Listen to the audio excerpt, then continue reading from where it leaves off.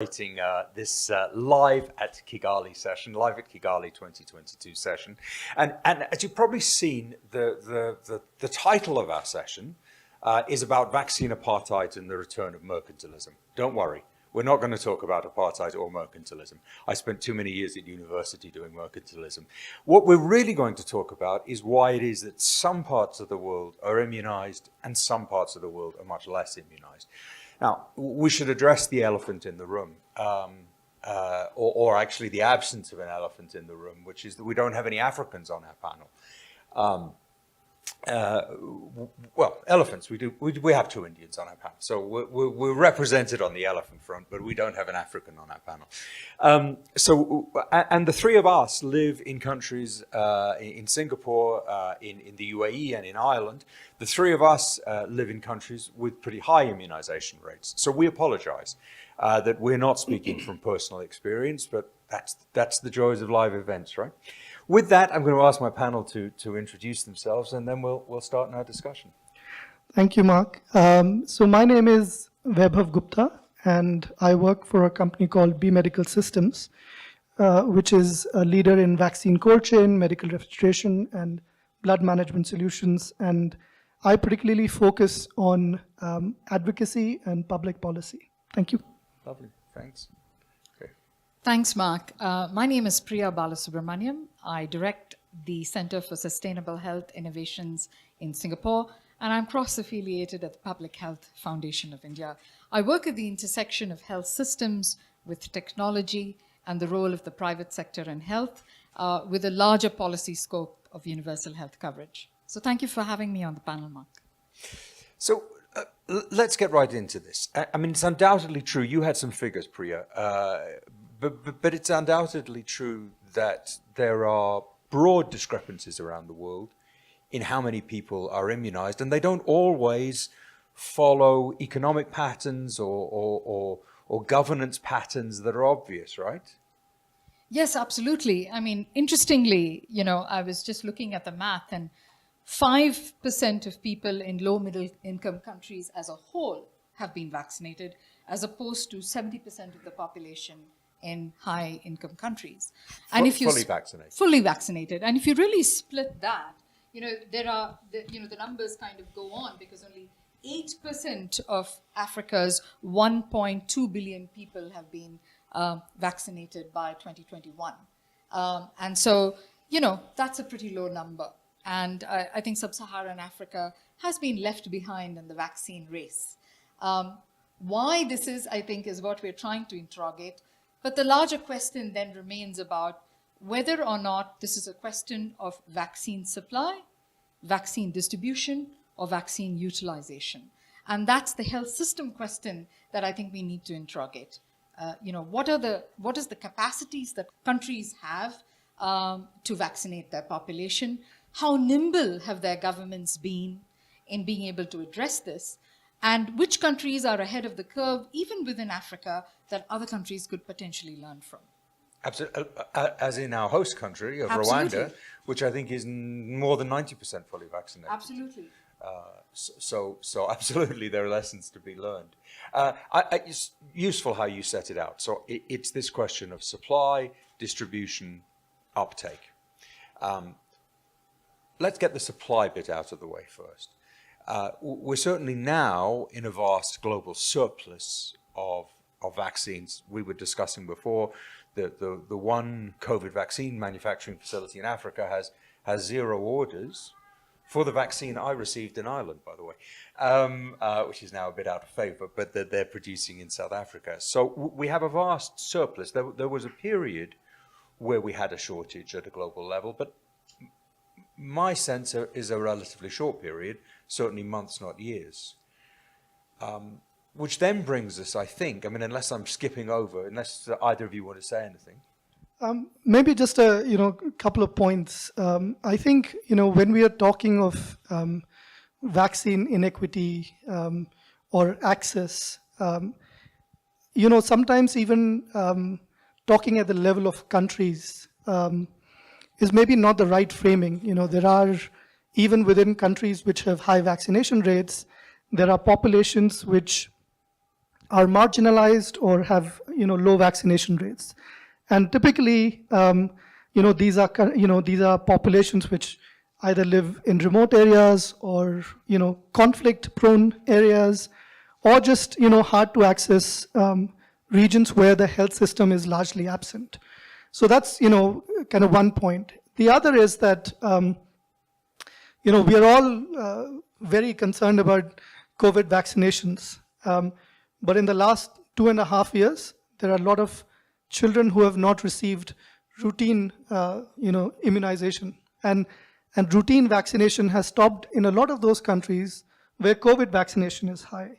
So, before we, let's say, celebrate that, yes, we've achieved what we wanted, I think we should not miss out that particular aspect. So I just wanted to, add these two dimensions. Well, I mean, that's a really important issue you raise, and even within the advanced economies, we've seen that. So there's a far from conclusive, and history book's not closed yet, but there's a really interesting trend in Europe that the only EU country which has had negative excess mortality, meaning fewer deaths than you would have expected based on pre-COVID data for a few months of this year, is Sweden. So Sweden had higher mortality than its Nordic neighbors during the pandemic, and now has lower excess mortality than its Nordic neighbors. And there's a hypothesis, certainly not a fact, but a hypothesis that the fact that regular screening for cancer, regular health services continued, may now be contributing. Yeah, absolutely. You made a great point, Vaibhav and Mark. I just wanted to, I think this question of looking at equity, not as a country perspective, but within or an intra-country perspective, is a great example of understanding how health systems and capacity can play a huge role in not only building vaccine equity, but also dealing with the collateral damage of COVID. So, for example, even when you look at large countries like India, for example, that have very diverse states with big population as well as capacity gaps, you can see even within the Indian context, every state has a different, vaccine uptake, utilization rate, and vaccination rate. So I think to broad brush health systems is often very difficult because capacity is often district to district, state to state, council to council. And so this brings it all back to this question of distribution. Yeah, well, distribution. And your second point, that if supply is fixed now, we can go back and look at historically what happened, we can make sure we do better next time. But if supply is fixed, we're then at distribution and uptake. And so the point you've both made about these differences within countries suggests that the distribution is really crucial. And then, Vaibhav, the point you made is that often distribution has been at the cost of either routine immunization or other health services. So, I mean, coming back to, your example of Rwanda. So Rwanda, has hosts the Africa Center for, Sustainable Cooling and Cold Chain. And that's a very good example of a country showing leadership, but also the vision that, we need to look at systemic investments in the health system, which are going to have a catalytic impact, not just on COVID, but also on the other sectors, right? So the same center is also looking at on the health side, but also on the agricultural side. And I think, the countries which are going to now think about pandemic preparedness for the future, because, let's admit this is not just about COVID. I mean, we've already established that. And if we look to the future, how do we address, these kind of gaps? How do we prevent the loss of lives in the future? I think we're going to do that if we start to think about investments in areas that are also going to address the problems that have been in Africa for a long time, right? Whether it's Ebola, malaria, there's a malaria vaccine which is being, implemented now. And a lot of these will need, whether it's the cold chain piece in the supply chain or local production, But I think we have to look at that whole system from the time any medical commodity is produced to the time it is actually consumed. And look at where are those systemic gaps, and I certainly feel that cold chain will be an important part. I think that's right. I mean, you've raised 2 points that I think are really important. One, malaria. 600,000 children, more than 600,000 children died of malaria last year in Africa, a disease which in 95% of cases is fully treatable with a 3-day course of medicines that require no training, no cold chain, no specialist distribution. So there are fundamental health issues which remain unaddressed. And then your question of preparedness, which is really about life course immunization. I mean, there are mothers, there are older people who should be receiving vaccines routinely. And in countries where they were, those countries found it much easier to adapt, is my sense, Singapore, for example, to implement COVID vaccines. Yeah, I mean, the Singaporean example is interesting because they were able to prepare well in advance, and they have a health system that is fairly robust. Even then, they were caught, back-footed when there was a huge cluster among the migrant populations, and they essentially had to kind of scramble to make sure that certain sections of the population were addressed, which included the elderly, the migrant workers, and then kind of phased out the vaccine rollout. But for me, the question is 2 things. When you're talking about health system response with limited resources, you have to look at a couple of things. You have to look at how nimble you can be to address specific priorities, number 1. Number 2, can you use other resources other than the state's capacity to augment what you're doing? It could be technology, and in many countries, the private sector. And 3, can you take into account what you're taking away from and augment for that? Because, a classic example are large vertical programs that do systems level work, your maternal child health program that were already involved in vaccination delivery. In some countries, in fact, interestingly, even Uganda, they repurposed some of the community health workers to engage in vaccinations for COVID. And this task sharing, task shifting and upskilling is a very nimble way of using resources that you already have.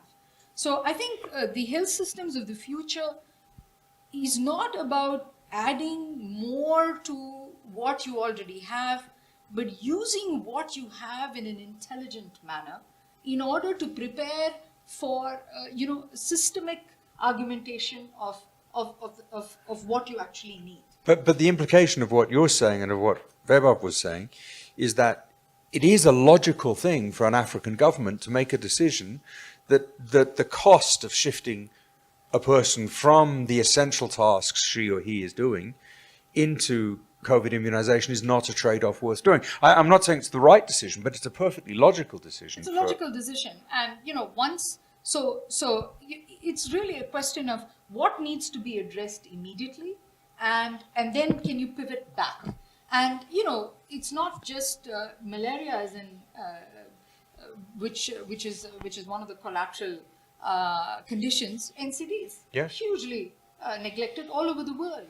Or in many other low middle income countries, NCDs have been hugely neglected. Neglected non-communicable diseases for anybody who yes, this includes diabetes, stroke, heart disease, COPD, and others.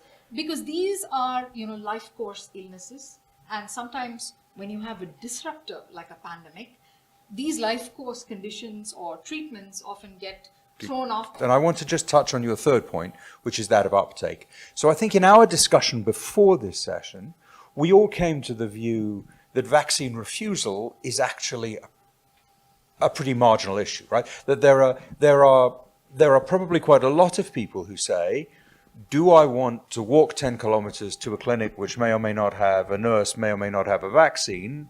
I'm not sure. Do I have a philosophical objection to vaccination? That, at least in the context of most low and middle income countries, is a pretty marginal issue. Is that a fair summary of what we think? Would you like?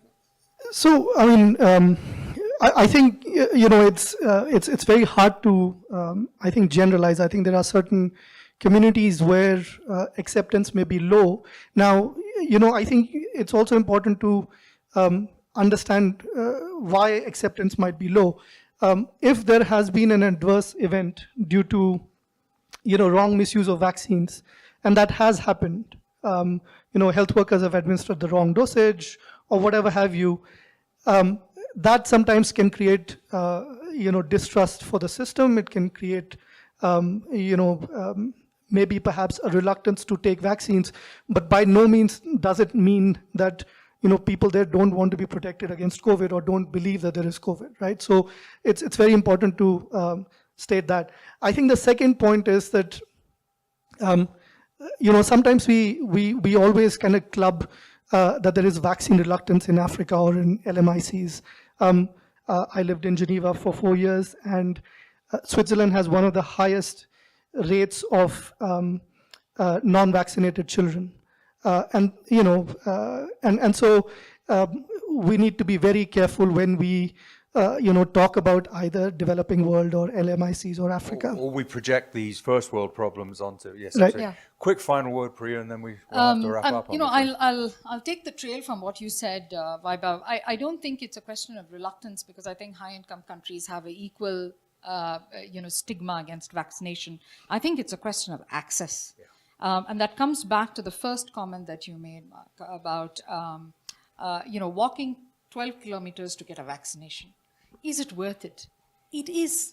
We have to, and I think people should not have to walk that 12 kilometers. We have to get the vaccine to them where they are, because it makes a difference. And I think it is about vaccine access that is most important. Vaccine equity is linked to vaccine access, and that inclusiveness is a part of this this question around access. So I think I think Africa stands a good chance if vaccines are made more accessible to countries, and we are able to invest funds in getting the vaccines to people there. It's not a question, I mean, it's a debatable question about supply and distribution, but if we can take that distribution argument and say, let's get it out to the last mile, yes, then I think this question of vaccine inequity can be addressed, and I think the continent can prepare itself for a new future in healthcare that's far more brighter than the one that there is today. And indeed, for all the other advances in vaccines we're expecting over the next decade for both children and adults. Absolutely. A fascinating discussion. I wish we had longer. I think that's the key, right, to a good discussion, is that you're left wishing you could go on. I hope you've been left feeling that way too. Thank you very much for joining us at Kigali Live 2022.